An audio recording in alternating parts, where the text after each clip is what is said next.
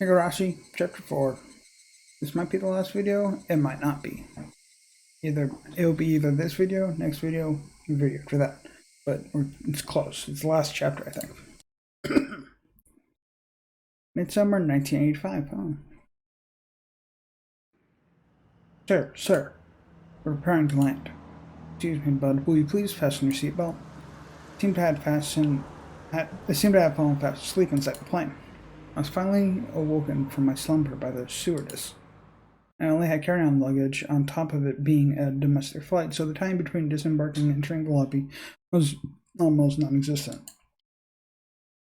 Arriving at the lobby, I glanced around looking for Oishi, and was met with a familiar gruff voice calling out to me. Akasaka-san! How many years has it been? It's been a while, hasn't it? Oishi-san? It really has been a long time. Oishi clapped his hands down on my shoulder, celebrating our reunion. Akasaka-san, you're looking pretty good. You look like a bona fide frontline investigator now. You're looking quite dapper yourself. Your posture seems a lot better. Is the ballroom dancing paying off? You should give it a try while he's still young. He'd be a hit with the ladies. A real babe magnet. Oishi had retired and moved to Sapporo, and of all things I started taking ballroom dancing lessons. He had apparently gotten really into it and had decided to spend the rest of his new life devoted to that hobby. He was aiming to get his instructor's qualifications before he hit 80 and live out his old age dandily. I got myself into Oishi's car and we headed out towards the Hot Spring Inn. I had originally intended to crash at Oishi's place. Oishi was quite obstinate that his home wasn't suitable for that, so it came to this. At the end, we relaxed while soaking in the hot springs, reminiscing about the time we played mahjong together in Hinozawa. Seeing glad to celebrate our reunion, Oishi had looked for people who could play, but unable to find a suitable candidate, we had give up on putting together a table. As we drank together, we excitedly recounted our exploits during the final manhunt. Did they end up catching those two guys? Oishi and a freaking Kata? I didn't expect that. I honestly wasn't expecting that. Nope. In the end, the searching never found them. They were probably hidden by the villagers they sent overseas or somewhere else far away to live for a bit. Oishi-san, if I remember correctly, you managed to grab one of their guns, didn't you? Did you learn anything from that? It was a Chinese-made military pistol. It's probably from the ones the gangs in Kansai managed to smuggle in a ton of. We managed to get a match from the rifling, but it didn't show up in any other cases. How about on your end? After that, I was removed from the front line, so I don't know much. In the end, it seems like everything was settled under the veil of secrecy. Oishi smiled wryly as he sipped his chilled drink. What happened to that? Sure was tough, huh? This will be 7 years now. Yeah. I held the memorial service a few days ago. I've become estrangled with my father-in-law lately, so it was rough getting everything ready. It must have been a lot of work. It was then the hostess brought in the extra drinks that we had ordered before. While the bottles of beer clanked as she brought them in, we halted our conversation. What she meant when he said it must have been tough. Thinking about that was so hard, but time had healed the wound. It was the day after, when I phoned Oishi to apologize. When I did, Oishi almost immediately handed the phone to one of my colleagues who happened to be there. Not only was I injured in the brawl with the suspects, but I disappeared to drink late into the night without leaving any sort of contact information. So I thought he'd be mad. 7 years later, and this is going back to considering what happened there. After all he said was that it was something he couldn't talk about over the phone and that I should come to the decision as soon as possible. At the time I could only think that he must have been really pissed off. When I arrived at the station, he said this. It seems your wife was involved in an accident. Oh, yeah, I remember now. Having no idea what happened, I borrowed the phone to contact the hospital Yuki was staying in. After being given the runaround several times, I was finally able to talk to someone in charge, and after mincing words for quite some time, they told me Yuki Akasaka was killed in an accident. The world became a blur as I sat there dumbfounded.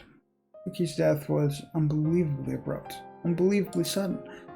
Couldn't have understood if there was some kind of problem during the birth, but Yuki's death wasn't anything like that. On the stairs on the way up to the roof, she just happened to slip and fall. She just happened to fall on an unfortunate place at an unfortunate angle. That was it. When killing Yuki's death on someone, I began to think that it was an act of revenge by the defense lines, that they killed my wife and made it look like an accident. What I learned when I flew back to Tokyo, however, was much more cruel than that. Yuki had a habit of going up to the roof to cool off in the evening. There was an elevator up to the 7th floor, but from there he had to take the stairs to get to the roof. Even late in her pregnancy, when the evening came, she would always head up there. Her father had always said for her not to push herself, but Yuki insisted that until the time she had no choice but to stay in bed. She should be allowed to do as she wished. However, I had never once seen Yuki go up to the roof. I only heard from her father that and the nurses. That was because when I visited her, she would spend that time with me. Instead, I heard the reason why Yuki went up to the roof from a nurse she had become friendly with. She said that her husband was away on business a lot at the time, and that whenever he called, she was able to cheer him up and give him courage. But when he didn't call, she couldn't do that. Her husband might put on a show of bravado, but in reality he grew lonesome pathetically fast. She'd probably just the same. Whenever he left for business, not clear when he'd be back, she felt very lonely.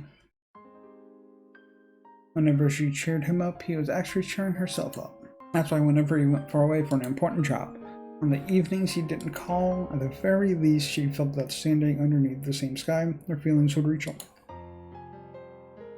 At that moment, I remember the words that girl had told me.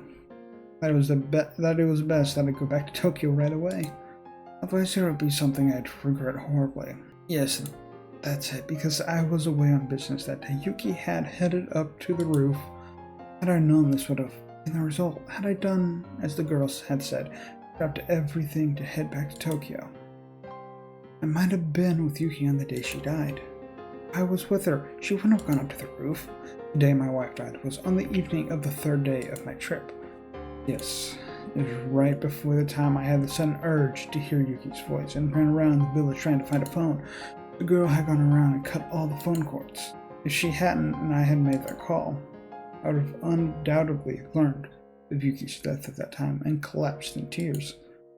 Of course, even though the cords were cut, it had only put me off learning of Yuki's death by that one evening. In the end, I had learned of it the next morning. However, I managed to put my emotions in order. I realized it was that girl's small token of consideration. That's the first I've heard about that. Yeah, it's the first time I've talked about it in 7 years. First thing talked about in 7 years. Could it have been a coincidence? She doesn't have any special powers or anything. Oh, he told him about Rika and the phones. Okay.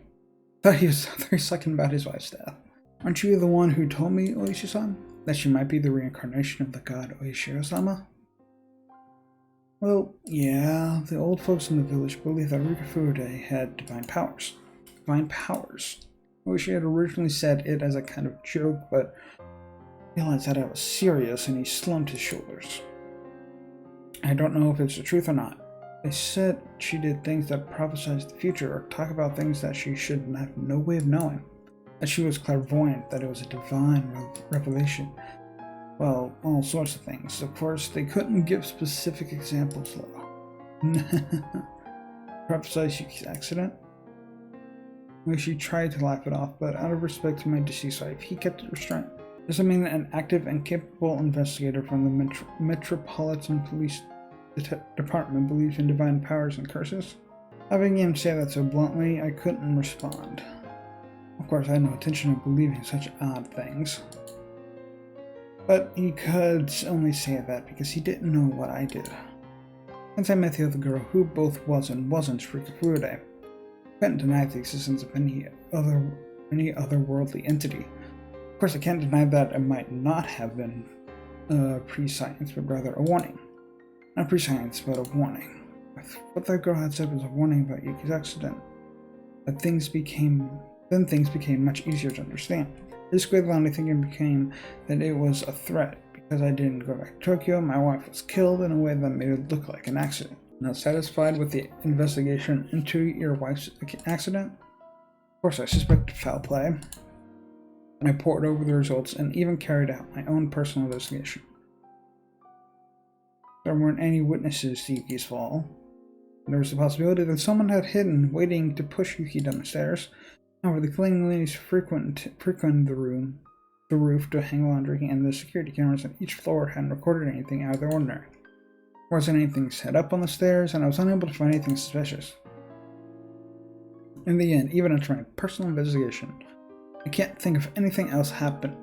I can't think that anything else happened other than a simple accident. Well, of course. These were the guys that took the minister's grandson hostage. It wouldn't be impossible for them to push a lone pregnant woman down the stairs without leaving any evidence.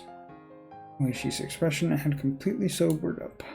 They murdered your wife? When Yuki died, I thought that as well. More precisely, I wanted to blame somebody, so I created the most viable scapegoat. But without any clear evidence, that violent notion faded along with the wounds in my heart. Did the girl know beforehand about my wife's death and was threatening me? Or did she prophesize that death and was offering me a road to salvation? If I had to choose between the two, I would tend toward the latter. Oishi smiled slightly in disbelief as he poured more beer from his bottle. Then, if I may, what you said is true, then Rikafure is a prophet who knew the future. If so, why didn't she predict that disaster? If she knew that the gas eruption was going to happen, why did she remain silent? Alright, if you don't know what happened at the end of chapter 3, you might want to go look at that. It's talking about what happened at the end of chapter 3. Even a few hours beforehand would have been enough. If the village knew, then most of the people would have escaped without dying. It was near the end of June 1983. Well, so if you didn't know about it, well, you're gonna know about it now, I guess. It was near the end of June 1983. Great Himatsubushi disaster and memoriam list. Volcanic gases from the Onigafuchi swamp erupted and hit the village in the middle of the night. It was an unprecedented disaster where the whole populace was wiped out. It caused a wave of panic about volcanic gas across the country, causing people to overreact over any reports of odd smells. And heard of the blockade on the Himatsubushi area being lifted, so it should still be cordoned off. Is that right? That's It's my turn to be lost for a response.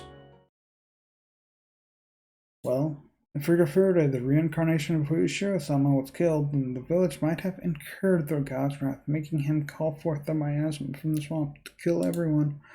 That explanation is what the survivors are whispering about. Sorry, Higurashi-sama, did you just say she was killed? Huh? Yeah. Well, I don't think it would be a problem if I told you. When I saw the news about the gas disaster, I remembered that girl, and then found her name on the list of victims. That's why at the time I thought her own death she had predicted was due to the gas. As after that, I learned from the tabloids of the series of mysterious deaths in Himazawa during the 5 years leading up to that disaster became known as the Curse of Oishi-sama. And that string of mysterious deaths lined up exactly with what that girl had predicted, so I had always thought to ask Oishi about it, as he had been involved in the investigation. That's right. That was the reason for our reunion. But right now, Oishi said Rikafure didn't die in the disaster, but was killed. Can I ask you about the last year of the curse?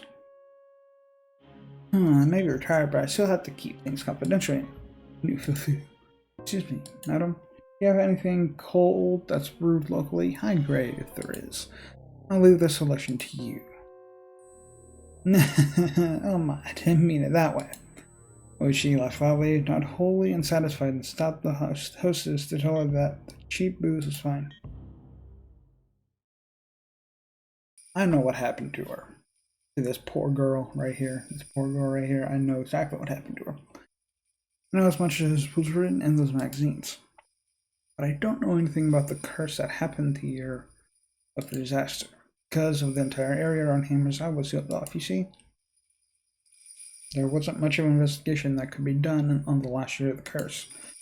Even if after several years of the quarantine was lifted, the villagers are mostly dead, and what few survivors there were mostly went to stay with relatives, their whereabouts mostly unknown. It's a complete dead end, which he seemed to postulate to himself as he stared at the ceiling, as if trying to work out a memory from the rusted cogs in his head. And then he said in a completely sober voice, magazines made it seem like the curse of the 5th year was a disaster. But the actual curse really happened on the day of the Watanagashi festival. A photographer by the name of Jiro Tomatake. He was the victim. Oishi just heard about how the victim tore out his own throat with his fingernails as he talked. And the burnt corpse of the woman Tomatake was in a relationship with was found in the mountains in Gifu. The Gifu prefectural police weren't very cooperative, so I don't know much about it, though. There were 2 victims in one night. Actually, see, it wasn't just those 2. You see, the next day, Kumagai-kun, one of my subordinates, disappeared along with his car in the middle of his investigation. Kumagai was a younger detective that was going to be partnered with Oishi after we first met. He was going around the village to question people about the incident with Tomatake. He might have gotten caught up something. If he was with me, he might have been safe. Even now, it still stinks. That day, for some reason, I did a real number on my stomach. I had to pass on going around outside. He got too close to the truth and was made to disappear. But I think Kuma-chan was young and had a promising future ahead of him, but he still didn't have enough experience on the scene. He wasn't used to dealing with any complications. Oishi had lamented the fact that he wasn't with his subordinate that day. And then the next day, see, you know him as well, Akasaka-san. You know, Dr. Idri? You remember him? The young doctor from the hospital? I vaguely remember. For whatever reason, he committed suicide with the sleeping pills. No suicide note or anything. The autopsy confirmed that it was the sleeping pills. Nothing was in doubt, except for the motive. It isn't that hard to make it look like somebody died from taking sleeping pills, is it? Any possibility it was a murder? He was single, no prior marriages. It didn't seem like he was going out with anybody in particular. He was the coach of the local junior baseball team and was on good terms with the villagers. He was liked by everybody. Couldn't find anybody who would want to do him harm. Well, any chances to investigate were ruined by the disaster, though. There's no way to find out anything about him now. Then what about Rika Furude's death? It was the day of, around noon, some of the old folks who were visiting the shrine discovered the corpse of Rika Furude. Murder? Before we continue, you should probably stop eating that squid salmon. Oh yeah, if you're eating anything right now as you're watching this, probably don't. It's going to get into some more descriptive territory here. That bad? Oishi nodded firmly. Here we go. The corpse was found on the shrine grounds next to the donation box. Although she was probably killed somewhere else. That's because while she was completely naked, there wasn't any dirt on the soles of her feet.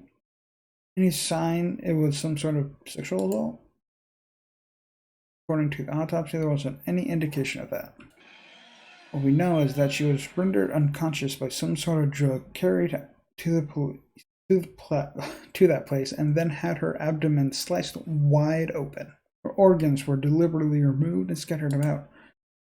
Unconscious. Then she wasn't cut open after her death? That's horrific. That girl's prediction was right on the mark. Pretty sure she was more detailed about the other deaths that led her to her own. For example, I think she said the housewife that was beaten to death in the 4th year had her head split open. Then in that case, did she know that her own death would be so terrible? There must have been some moments where she wanted to doubt the validity of her own predictions. But as people died exactly as prophesied, as the years passed, the prophecy would only come closer to fruition. Then, facing the final year, unable to struggle against her destiny, her all-too-young life was snuffed out. And in such a cruel way. Knowing that her days were numbered and unable to fight the tide of events heralding her end, my heart ached at her helplessness. About the way she died, it seems like it wasn't just somebody's sick taste. What I'm saying is, I've told you before about Hinazawa used to be home to demons, didn't I? Yeah, I think I remember. The festival in Hinamizawa village, Watanagashi, the cotton drift, seems to stem from the drifting of entrails. It seems that it came from the man-eating demons ripping apart their victims and throwing their organs into the river. In other words, in Hinamizawa, pulling out entrails has some sort of like religious meaning? Well, this is according to the old tales in Hinamizawa, you see. It acts as an arbitrator to that the humans and the man-eating demons could live together peacefully. A god known as Oyashiro-sama descended from the heavens. If I recall, Rika Furude was said to be the living incarnation of that Oyashiro-sama. Wasn't she? Yeah. So cutting open Rika Furude, who was a living god, would be to the village nothing less than absolute sacrilege. Absolute sacrilege. In other words, you mean sacrilege toward Oyashiro-sama. The rest you should know, Akasa-san. The wrath of Oyashiro-sama would occur that same night. The Great Hinamizawa disaster. The official explanation was that some swamp upstream erupted with toxic volcanic gas which enveloped the village. The swamp where it erupted was called Onagafuchi Swamp. It was the origin of Hinamizawa's old name, Onagafuchi Village. According to the village lore, the depths of the swamp apparently lead to hell, where the man-eating demons came from. That almost seems too perfect. Oh, no, that's just the tip of the iceberg. Oh yeah, there's a whole freaking iceberg when it comes to the Win the Cry series. There was another bit of folklore in the village. If Oyashiro-sama became angry, the cauldron of hell would open up and miasma would flow out, or so they say. The villagers' hell was at the bottom of the swamp. Basically, the miasma poured out, smothering the village. Yeah, basically due to the sacrilegious way that Rika Furude, the living incarnation of Oyashiro-sama, was killed. The village incurred the wrath of Oyashiro-sama in the form of that disaster. That seems to be their explanation. What you're saying is that the disaster wasn't a natural one? Well, everything does seem to fit together a little too well. If Oyashiro-sama's curse doesn't really exist and everything really was just a matter of coincidence, I would doubt it. A wry smile formed on Oyashiro's face as he listened to my absurd take on things. He wore an expression as though even if it were absurd, there was a time he had thought the same thing as well. In regards to the religious beliefs of the villagers, suppose there was a more fanatical following among them, and that group created a situation that would incur Oyashiro-sama's wrath, and enacted the disaster to make it seem like the truth. Of course, I won't laugh. I've wandered down that line of reasoning more than once myself. However, even though Hinamizawa is a small village, it still has a population of over 1,000 people. To murder that many people in a single night doesn't seem realistic, no matter how you think about it. The gas eruption was believed to have happened around 2 a.m., several hours before dawn. In that short amount of time, going around and killing all the villagers in a way that made it look like poison gas didn't seem feasible at all. The swamp the gas erupted from still had some religious significance, didn't it? If that's the case, then maybe there was something set up in the swamp, something that could be activated whenever a divine verdict was rendered. According to the JSDF press release, the swamp was declared the source of the eruption. This was after everything was thoroughly looked over by their investigative team. If anything like that was set up, I think they would have found it. It wouldn't necessarily have to be in the swamp itself. Come on, have you never heard about it? The story about how when a faraway spring dried up, the village spring dried up as well. What do you mean by that? Many waterways are connected by underground aquifers. Swamps and springs are only the parts that manage to pop above the surface. So what you're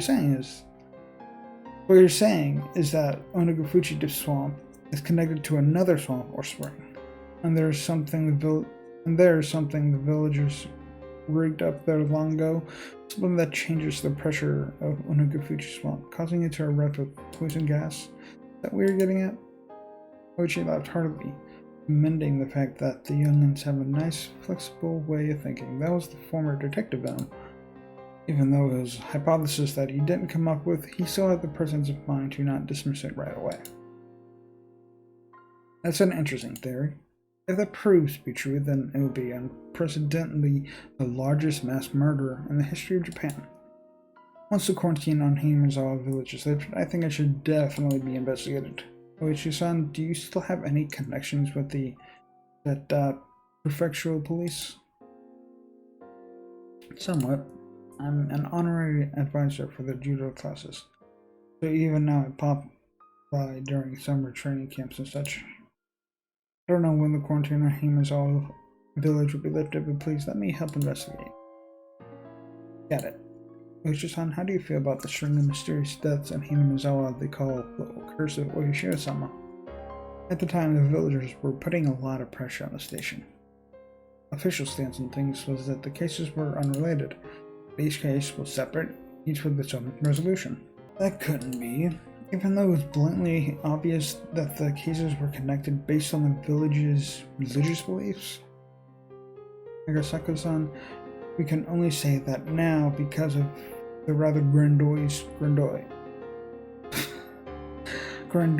of things ended after 5 years. At the time, those coincidental incidents just happened to coincidentally occur on the day of Watanagashi. Just, it would be nice if nothing happened this year, kind of. Something. Didn't read all that. Coincidence? The girl predicted everything from the beginning. Girl. Higurashi. My child warned me about all the incidents that would happen afterwards. Nagasaka-san, is that true? Yes, the girl said as much. That the next year the dam foreman would be killed and his corpse dismembered. Not only that, she warned me of all the events that would transpire in the following years. Nagasaka-san, when she told you all of that, what year was it? When I met the girl, I was investigating the kidnapping incident, so June 1978? The year before this dismemberment murder? Wrinkles formed between Oishi's eyebrows as he closed his eyes and began to digest what I had just told him. Nagasaka-san, if you're wrong about Rika Furude knowing the future through some divine medium, this is getting ridiculous. Yep.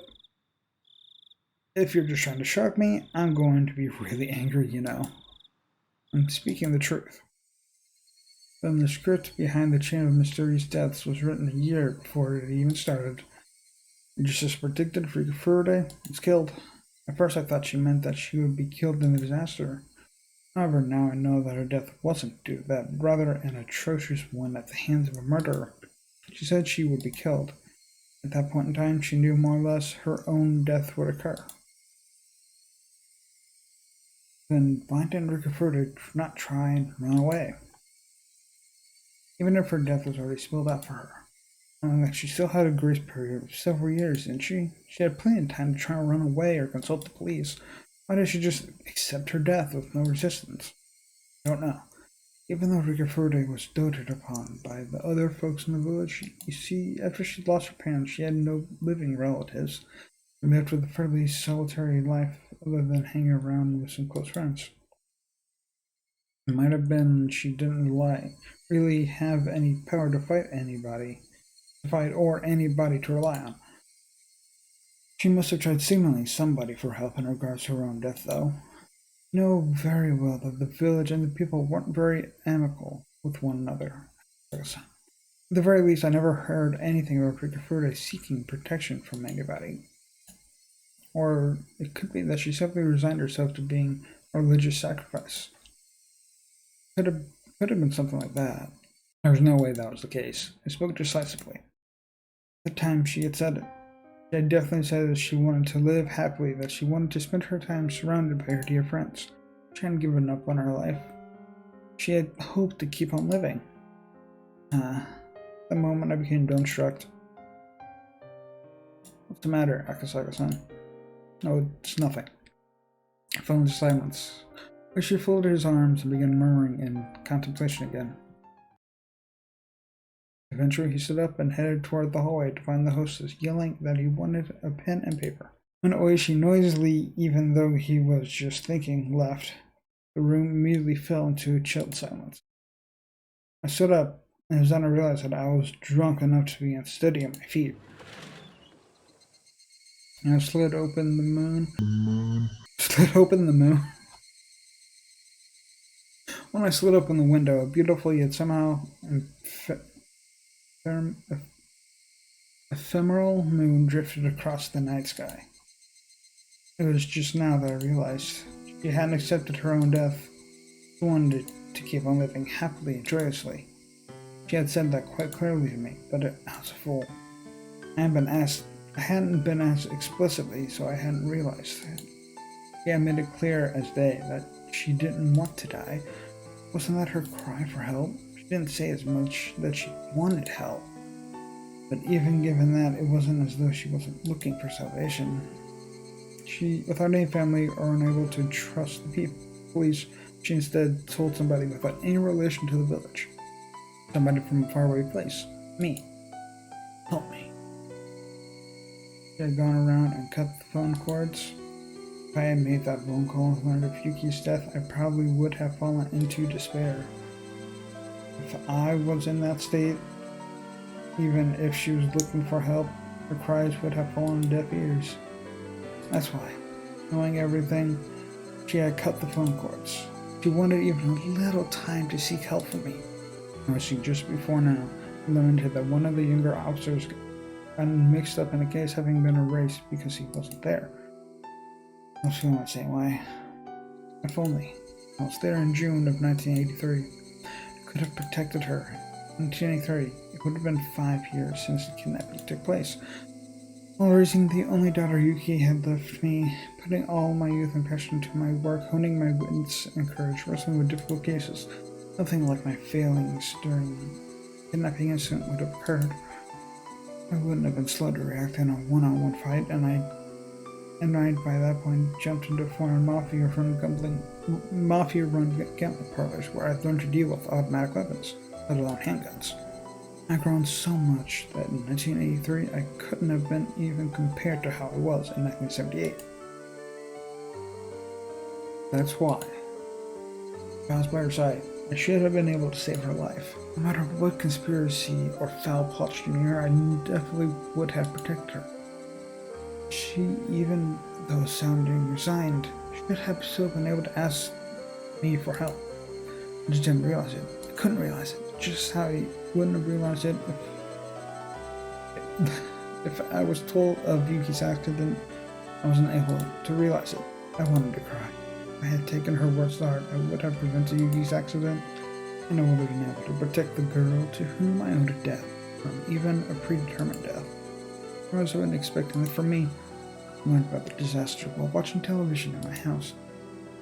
Until I learned about that, I had forgotten about Himatsubushi. In order to recover from the shock of Yuki's death, I tried to remove everything about the place from my memory. What an ungrateful fool I was. Even though in exchange for saving her, the girl had told me of a way to save Yuki. I was unable to accept her gratitude, and now here we were. She hadn't died in her sleep due to a natural disaster. She was split open, still alive, killed while suffering the disgrace of having her organs torn out. She must have known beforehand that on that day, on that year, she would be killed in such a terrifying way. Not even knowing what end awaited her, she was all too weak, a lone girl without anybody to rely on, able to seek help, had to swallow her own predetermined death, and left this mortal coil. She said she wanted to live. She said she just wanted to live happily. That's all she wanted. She didn't ask for anything extravagant. For any person that was ever born, it was the very basis of desires. She never said a peep about wanting money or that she wished she was in somebody else's situation. She had said that if all deaths were preordained, then hers was probably also all according to plan. She might have been a lone, frail girl, but I don't think she would have accepted it all without at least putting up a fight. It must have been in some small way, some form of resistance that she mustered. And with what she could muster, seeking my help, part of that. God damn it! I howled. I stomped the floor. Why did I become a police officer in the first place? How could I call myself an officer if I couldn't save some girl from the misfortune that was awaiting her? Because there was so much going on at the time that I couldn't process the fact that just asking for help. Yeah, that's right, I was still green. If I was in that situation now, I would have definitely been able to help her. It was already over. Even if I wanted to settle for the regrets she left behind, Himatsubushi as a dangerous area was still quarantined. Most of the people involved were already dead, with the few that did remain spread out around the country, unable to be traced. The stage of that tragedy was still off limits as well. The police investigation was put on hold, the case slowly being buried in the sand at the time. Just like how I wouldn't have known unless Oishi had asked me about it. Akasaka-san, are you okay? At some point, Oishi had returned with a notebook in hand. Until I saw the expression on Oishi's face, I didn't realize that I was in tears. I never realized she wanted help. Akasaka-san, calm down. It's all too late now. She was killed. Such an atrocious manner. She was counting on me, but I couldn't save her. I might also be at fault for not building up an amicable relationship with the village, but if Rikufurude had told me about it, I might have been able to extend a helping hand. I wasn't able to build up enough trust for that. It's something I regret. When Oishi said the word trust, it weighed on me even more. Yeah, she had given me her trust. She trusted me, thinking that she thought that I would have been able to ward off the fate of her foreseen death. She believed in that. I cried. I fell to my hands and knees as I began to bawl. Eventually, Oishi spoke quietly. Akasaka-san, does it upset you? It does. Then, there's only one way worth mentioning. There's only one way worth mentioning for Rikufurude to have her revenge. Is there really? Is there a way to do that? Oishi showed me a pen and notebook. In order to properly mourn the death of Rikufurude, we have to at least find out the truth. The truth. Yes, and not just Rikufurude. Lots of people died. Their lament must be immeasurable, but their deaths were left unsettled because of disaster, and now we can't even investigate them as our memory fades into oblivion. Many people died. The old man was killed. Kuma-chan was erased. Everybody was a victim. But the police can't even investigate it? Who's going to take care of their parting regrets? Only we can. Akasaka-san, we find the truth. Yeah, we'll find it. I've been around every one of the string of mysterious deaths and know all of the inner workings of the village. You were told an important truth the year before they happened by Rikufurude. We can do it. But they're already dead. Oh. That's right. Rikufurude died. You were too inexperienced, so you couldn't save her. Well, she grabbed me, who was a wreck, and lifted me firmly by the lapels. That's why. To atone for that, we reveal the truth. We say the truth, and all of the incidents were part of some greater design. If that's the case, then how we investigate needs to change completely. I intend to spend tonight summarizing all the information you and I have, and then get in contact with one of my former subordinates first thing in the morning. We're not going to let the case go cold. We're definitely going to crack it wide open. Crack it open. Crack it open. We will. Several years have passed, but it's not beyond the statute of limitations. Even if the case had been postponed, it's not closed. It's still going. We're going to keep it going. Oishi and I vowed to bring the truth of the case to the light and stood up. Everything ended in 1985. And I at least wanting to apologize had stretched for her grave. After the state autopsy, her remains were entrusted to one of the trans followers. In the future, when the quarantine on the Himatsubushi was lifted, they would return to her family grave. However, unsure who exactly took the remains of Rika until today, I couldn't even apologize to her. In the future, when the quarantine on Hinamazawa was lifted, all I could do then was wait until whoever that person is returned to the grave. What I could do right now was not apologize to her. Instead, until I was able to meet her again, I would reveal the truth and dispel her regrets. Until now. Even now, sporadic eruptions of gas in the Himatsubushi area meant that the prospects of the quarantine being lifted wasn't happening anytime soon. Most likely, it seemed that she had no intention of meeting me again until I found the truth. The quarantine wouldn't be lifted, or so I thought, until the day I grasped the truth. It was the following year. Higurashi and I co-authored a book on the strings of mysterious deaths leading up to the great Himatsubushi disaster. I decided on the title, Higurashi. Then they cry. And it's because for those few days I was in Himatsubushi, the sound that I remembered the most was the cry of the Higurashi. I could only wish that based on this book, those people involved with that incident could refresh their memories and bring to light new truth. More importantly, that nothing like this ever happens again. Wrote this in the afterword. How did this tragedy happen? We can't reach the truth by ourselves. If you're reading this, please discover the truth. That is our only way. Kurada Oishi, Mamoru Agasaka. This year, the quarantine on Himatsubushi still hasn't been lifted.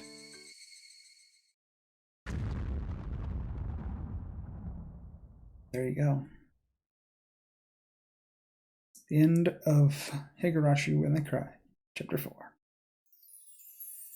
New scenarios been unlocked. Yeah, all of this, all captures and then picked. Yeah. Doing all this later. Doing all that later.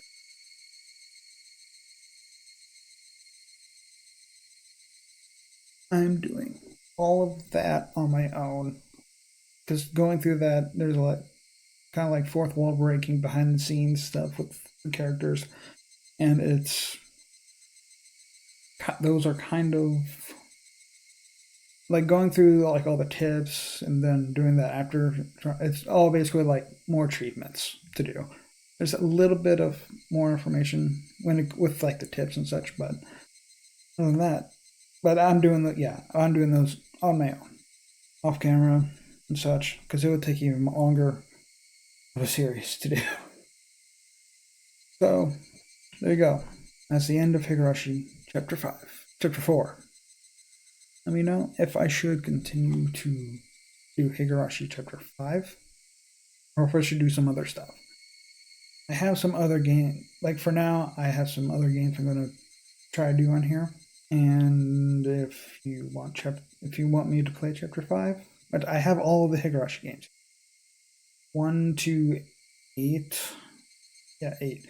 Chapter 5 is where the answer arcs are. So, if you're familiar with like the Higurashi anime, then you know it's like the answer side. That's where Chapter 5 is. Chapter 5 through 8 are. So, if you enjoyed, subscribe, hit the bell to be notified of all future videos. Who knows, maybe I will play Higurashi Chapter 5. That was the original plan. But after this one, I'm gonna play some different games. Some other games. So, hope you enjoyed. If you did, like, comment. I don't know, comment when you first discovered Higurashi. I don't know where to go with this. Anyway, my throat is extremely dry, but I do hope you return for more videos. So, see ya.